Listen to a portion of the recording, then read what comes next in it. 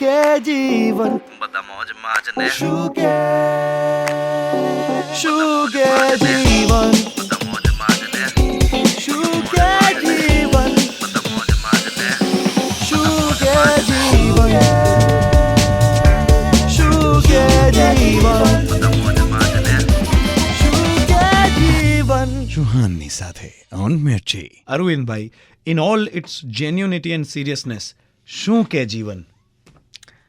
જીવન એક બહુ મજાની વસ્તુ છે, એક જર્ની છે. તમારે સરસ રીતે આવવાનું, જીવવાનું, એન્જોય કરવાનું. કારણ કે હું તમને કહું, ભગવાને જ્યારે આટલા બધા અલગ અલગ ટાઈપના જીવ બનાવ્યા ને, એમાં મનુષ્ય સૌથી અલગ પ્રકારનો જીવ બનાવ્યો, સૌથી ઉપરની કક્ષામાં મૂક્યો હતો એને. એટલે એને બધા જ જીવનના જે ઉતાર ચઢાવ, તકલીફો, જોયની જે બધી મુમેન્ટ્સ આવે એ બધામાંથી પાર થઈ અને જે છેલ્લું જીવન આવે ને એ માનવ જીવન છે. માનવ જીવનની અંદર તમે જ્યારે પ્રવેશો ત્યારે તમને, આ મારી થિયરી છે, પ્લીઝ આઈ એમ લાઈકિંગ અને જ્યારે તમે પ્રવેશો ત્યારે તમને કીધું કે જા, આપણે નથી કહેતા સિમરન જી લે આપણી જિંદગી, એમ આપણા માટે પણ એવું છે. જીવનને તમે એટલી સરસ રીતે લેશો ને કે કોઈ ડિપ્રેસિવ મુમેન્ટ આવે કે કોઈ બહુ સરસ મજાની મુમેન્ટ આવે, પણ હંમેશા એક વસ્તુ છે કે આ પરમનન્ટ નથી, આ બદલાઈ જવાની છે. કાલે સારો દિવસ છે. અને આ એક અલગ જ રીતે તમે જો એને દરેક સારી અને નરસી જે બાબતો છે એને તમે take it in a positive manner તમે સરસ રીતે લઈ લેશો તો તમને જીવન જીવવાની બહુ જ મજા આવશે. કારણ કે જો મરચું એકલું ખાશો તો તીખું લાગશે, પણ જો શાકમાં મરચું નહીં હોય તો આપણને નહીં ભાવે. So it's one kind of a thing.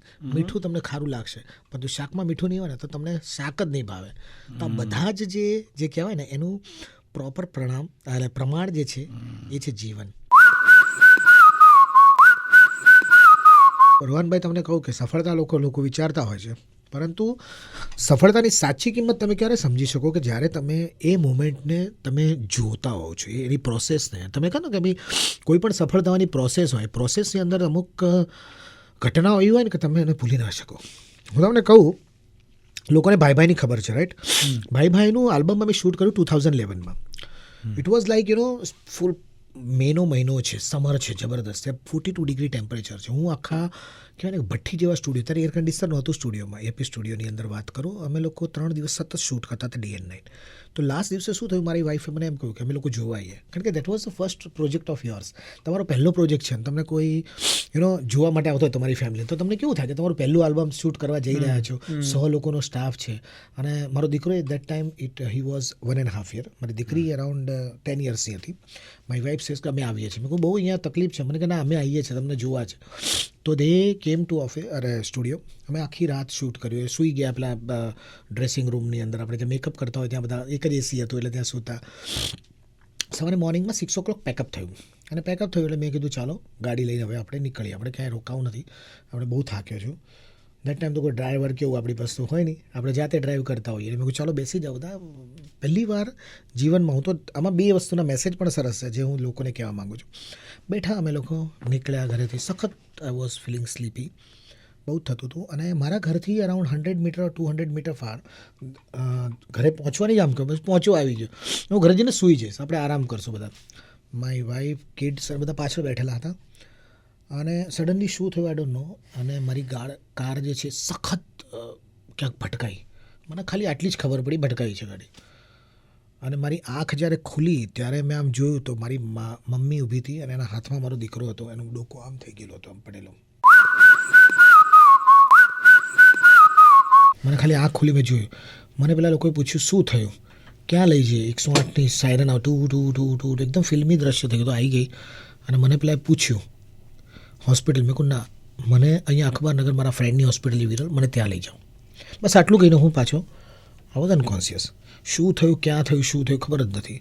મને ખાલી મારી મમ્મીના હાથમાં રડતી હતી અને એના હાથમાં મારો દીકરો 1.5 વર્ષનો. મને એટલી મારી દેખાઈ આંખમાં કે આટલી પરિસ્થિતિ થઈ, એન્ડ બસ પાછી સાયરન ચાલુ થઈ ગઈ. અને હું જ્યારે ઉઠ્યો ત્યારે બધી બાજુ મને બધા બાટલા ચાલતા હતા, મને એનેસ્થેસિયા આપતા હતા, ડૉક્ટર મને કંઈક કહેતા હતા. અને આઈ વોઝ લાઈક શું થયું, મને કંઈ ખબર નહોતી પડતી. ચારે બાજુ હો હા થતું હતું, ઇન્જેક્શન્સ ચાલતા હતા. મેં કહું મને સખત દુખે છે અહીંયા, મને બહુ જ દુખે છે. મારા રીપ કેસમાં મલ્ટિપલ ફ્રેક્ચર્સ થયા છે, આઈ ડોન્ટ નો. મને સ્ટિયરિંગ આખું તૂટી ગયું હતું મને વાગ્યું ત્યારે. અને પરિસ્થિતિ મેં કીધું વેર ઇઝ માય સન. એ લોકો કહે દેવ અલારો ઓકે. એટલે હું પાછો સૂઈ ગયો, મને કંઈ જ ખબર નહોતી. ઇન્જેક્શન્સ આપે, દવા આપી. 3-4 કલાક આવું જ ચાલ્યું. મને કહે શું છે? હું ના, મને કહો. તો મને કે આરતી એટલે મારી વાઈફનું ઓપરેશન ચાલી રહ્યું છે 3 કલાકથી એનું ચાલે છે. મારી દીકરી મને કે હી સેફ, સી ઇઝ સેફ. એને મને કીધું હું દીકરો ક્યાં છે તો મને કહે જ નહીં કોઈ. હું 3 દિવસ સુધી આ પરિસ્થિતિમાં રહ્યો. ત્યાં એક્સિડન્ટનો મામલો એટલે પોલીસવાળા પણ આવે કે તમે દારૂ પીને ચલાવો છો, તમે આમ કહો છો. He didn't understand what exactly then. હું શૂટિંગમાં આ જ રીતે હું આમાં મારા કોસ્ચ્યુમમાં પણ મેં કાઢ્યા નથી. લોહી મારા કોસ્ચ્યુમ્સ છે. હું કહું છું યાર મને આ થયું છે, મને ખબર નહીં શું થયું. એ લોકો એમનું કામ કરે છે, બધા એ લોકો એનું કામ કરે છે. મેં કહું મારો દીકરો ક્યાં છે? પછી એક મારા કઝિન હતો, એણે કીધું કે એ પેલી હોસ્પિટલમાં છે. મારે જવું છે. મને કે તું આ પરિસ્થિતિમાં ડૉક્ટર હતા નહીં, મેં કાઢી નાખ્યું બધું, કોઈ નહોતું. હું ધીમે કરીને નીકળી ગયો હોસ્પિટલમાંથી. મેં રિક્ષા પકડી. આઈ વોઝ લાઈક કે મને ભગવાને બચાવ્યો એટલા માટે. મને અહીંયા બધું વાગ્યું હતું, હું ઊભો ના થઈ શકું. મને 2 માણસો ઊભા કરે, કારણ કે રીપ કેસની અંદર મલ્ટિપલ ફ્રેક્ચર હતા. તમે એની કોઈ પટ્ટા બાંધવાના ના આવે. હું જસ્ટ ત્યાંથી નીકળ્યો, થોડુંક દૂર 3-4 કિલોમીટર. હું પહોંચ્યો ત્યાં અને મેં એની પરિસ્થિતિ જોઈને મારે હું બેસી ગયો નીચે ફરસ પર. મેં કીધું યાર આની પરિસ્થિતિ, એને મારા કરતાં વધારે બધી બાજુથી એને કિલો કરેલો હતો. એને બ્રેન હેમરેજ થયું હતું, એને બ્રેન પર વાગ્યું હતું. એને બીજું કશું જ નહોતું થયું. 1.5 વર્ષનો મારો દીકરો 9 વર્ષના ગેપ પછી આવ્યો. એટલે તમને કેવી પરિસ્થિતિ થાય. I was lucky. મને ખબર નથી કે કઈ પરિસ્થિતિમાં મૂક્યો હતો. Doctor sir very good friend of mind. બધા ડૉક્ટર્સ મિત્રો હતા, કારણ કે જેની હોસ્પિટલમાં ગયો ત્યાંથી જેટલા મારા ડૉક્ટર્સ મને સ્કૂલ ફ્રેન્ડ હતા બધા આવી ગયા હતા. મને કે આવી પરિસ્થિતિ છે, હજુ સુધી આને ડીપ અમે લોકો પેલું આપીએ છીએ તો પણ હજુ એ રિસ્પોન્ડ નથી કરતો. હી ઇઝ ઓકે, પણ આઈ ડોન્ટ નો શું થશે. હું ત્યાં જ રોકાઈ ગયો. મેં પેલા ડૉક્ટરનો ફોન કર્યો વિરલને. મેં કીધું યાર હું હવે નહીં આવું, આનું ચાલે છે, મને તું ખાલી દવા મોકલી દે. હોસ્પિટલ વોઝ પેથેટિક, કારણ કે ઇમરજન્સીમાં લાવ્યા હતા. મેં કહું આને ગમે તેમ કરીને શિફ્ટ કરો. 15 ડેઝ થયા. એને એ 5 થી 6 દિવસ કોમામાં રહ્યો દીકરો મારો. મારી વાઈફનું ફીમર બોન આખું ક્રશ થઈ ગયું હતું. એને આખું એ 90 ડેઝ બેડમાં હતી. મારી દીકરીને અહીંયા આખું પેલું થઈ ગયું, 1 મહિનો બેડમાં. અને એ હું આવતો હતો ને ભાઈનું શૂટિંગ, આ ભલામોરી રામાના શૂટિંગ પછી હું ઘરે જતો હતો. That time my director call me, મને કે આપણે આ પ્રોજેક્ટ મૂકી દે. I don't want to do that project. ના, પ્રોજેક્ટ થશે, તું તારું કામ ચાલુ રાખ. આ અલગ કામ છે, આ અલગ કામ ડૉક્ટરનું છે. પેલો પ્રોજેક્ટ તું ચાલુ રાખજે. પૈસાની મને ખબર નથી, આવી જશે, તું ટેન્શન ના કર. You do your work. મને ખબર કેવી રીતે થશે, એમાં બધું જ થશે, ચિંતા ના કર. મને ખબર નથી, આ ઉપરવાળા ભગવાનની જ આપણે તો અલ્ટિમેટલી માતાજીના ગરબા કરીને આપણે અહીંયા આવ્યા છીએ. એટલે મેં કહું તું ચિંતા ના કરતો. એ પરિસ્થિતિમાંથી અમે લોકો ધીરે ધીરે બહાર આવ્યા. 15 દિવસ પછી મારો દીકરો, મને ખબર નહીં કે પાછો આવશે કે શું. ને બધા કહેશે કે એને લાઈફ લોંગ એને કંઈક ને કંઈક તકલીફ રહેશે. મને એમ થયું, મારી દીકરી મને જ્યારે એમ કીધું ને કે પપ્પા આ તમારા કારણે થયું.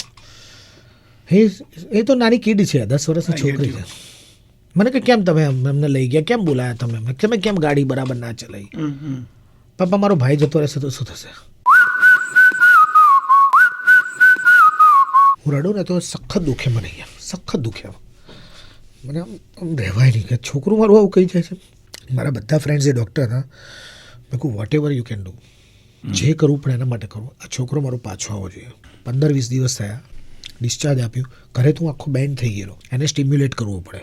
1-1.5 મહિનાની આખી પ્રોસેસ. અમે એને ફિઝિયોથેરાપી, ચાઇલ્ડ ન્યુરો ફિઝિયો હોય ને એમાં અમે લોકો લઈ ગયા. અને that time doctor had done. એ વખતે બોલતો નહોતો એટલે ખબર ના પડે શું કરે છે. બહુ જ મહેનત કરી અને પછી બધા પાછા આવી ગયા. 3 મહિનાનો જે ગેપ હતો, 3 મહિનો આખો સમય લાગ્યો. એમાંથી વી ઓલ સેવ્ડ. અને પછી અમે લોકોએ ભલામરી રિલીઝ કર્યું. અને એ બી અમે લોકોએ રિલીઝ કર્યું સપ્ટેમ્બરમાં, જ્યારે અહીંયા આપણે ભાદરવી પૂનમ આવે એના 4 દિવસ પહેલાં અમે લોકોએ એને કર્યું. અને સખત હેવી રેન, હેવી રેન એટલે આટલું પાણી અંબાજીમાં. અને પબ્લિક ગાંડી જોવા માટે કે આ કોણ છે, કયું ગીત છે. ફર્સ્ટ ડે 10,000 CDs લઈને ગયા હતા, બધી સોલ્ડ આઉટ. બીજા દિવસ કે બીજી મંગાવો, 50,000 CDનો ઓર્ડર, બીજી મંગાવો, બીજી વસ્તુ. એટલે CDs હતી. That was not the digital age. સફળતાની પાછળનો જે સમય લાગ્યો છે ને, ઘણા લોકો કહે તમે આવું કર્યું, તમે તેવું કર્યા, તો ભવાઈ છે. મેં કીધું ભવાઈ છે હું ના પાડતો જ નથી. It's a recreation of the Bhavai in my way. મને જે લાગતું હતું, મને જે સંગીતામાં દેખાવ્યું. ટ્રુ. અને લોકોની આટલી વસ્તુ એમ કહેવાય ને કે એના માટે એ જે પરિસ્થિતિમાંથી નીકળ્યા ને ત્યાં પહોંચવા માટે, એ પરિસ્થિતિનો જે રસ્તો હતો ને એ બહુ જ કાઠો હતો. હું ધૂળ ખાઈને ગરબા શીખતો હતો. મને જે સોસાયટીમાં ગાઉં ને તે ધૂળવાળું હોય, ઉડ્યા કરે ધૂળ, અને હું ગાયા કરતો હોય. એટલે અંદર ધૂળ તો જવાની જ છે. તમે સંગીત ક્યાંથી શીખ્યા? તો હું કહીશ કે હું ધૂળ ખાઈને સંગીત શીખ્યો છું. એટલે એ જગ્યાએથી ત્યાં ગયો ને એટલે મને કહે કે તમે તો પહેલું ગીત છે હિટ થઈ ગયું. એવું નથી. એના માટે મેં 13 વર્ષ આગળ ગાયું. નવરાત્રિ 2010માં અને 2011માં આલ્બમ મેં કાઢ્યું. અને that time my age was 36 year. એટલે કોઈ કહે ને કે તમને સફળતા ગયા વર્ષે મળે, મને 36મા વર્ષે મને સફળતા. 30મા વર્ષે એટલે એવું નથી કે તમે 22 વર્ષે સફળતા મળે ને તમે નાસીપાસ. આજનો યુવાનને કેવું હોય કે ભાઈ 22મા વર્ષે સફળતા મળે શું વાંધો હોય? આપણે તો ના મળે તો તે ડિપ્રેસ, મારી લાઈક ના તો ડિપ્રેસ, તેને તકલીફ પડે તો ડિપ્રેસ, એ ખાય નહીં, એવું નથી હોતું. તમારા ભાગ્યમાં લખેલું છે ને, એટલે કહેવાય ને કે ભાઈ સમયના પહેલાં અને કિસ્મતથી વધારે તમને મળતું નથી. એટલે એના માટે you have to wet, but keep doing your work. હું હંમેશા સીટ બેલ્ટ બાંધું છું આઈ ગેટ. અને હંમેશા હું હેલ્મેટ પહેરું છું. બાઇક પર જાઉં તો હું હંમેશા હેલ્મેટ પહેરું છું. જ્યારથી 1995 જોબ ચાલુ કરી ત્યારથી, અને હંમેશા સીટ બેલ્ટ બાંધું છું. મને 2 વાર એક્સિડન્ટ નડ્યો ને, અને I miss this both the things. This time I have not fasten my seat belt. મેં નહોતો બાંધ્યો, અને મારી જ્યારે જે હેલ્મેટ નહોતું ત્યારે જ મારો એક્સિડન્ટ થયો હતો. હું પછડાતો મને અહીંયા વાગ્યો હતો. એ દિવસના આજનો દિવસ હું બંને વસ્તુ મિસ નથી કરતો ક્યારે મારી લાઈફમાં. અહીંયા નોટ કરવા જેવું છે અરવિંદભાઈ, કોઈ એડવર્ટિઝમેન્ટ માટે એન્ડોર્સમેન્ટ કરતા હોય એમ નહીં, નિજી જીવનમાં બહુ ઓનેસ્ટલી કહી રહ્યા છે કે આ 2 મુદ્દાઓના કારણે નાવ હી નેવર મિસિસ 2 થિંગ્સ, એક સીટ બેલ્ટ અને બીજું હેલ્મેટ. શું કે જીવન, બધા મોજમાં જ ને શું કે જીવન, બધા મોજમાં જ ને શું કે જીવન, બધા મોજમાં જ ને શું કે જીવન, શું કે જીવન, બધા મોજમાં જ ને શું કે જીવન. ચૌહાણની સાથે ઓન મિર્ચી.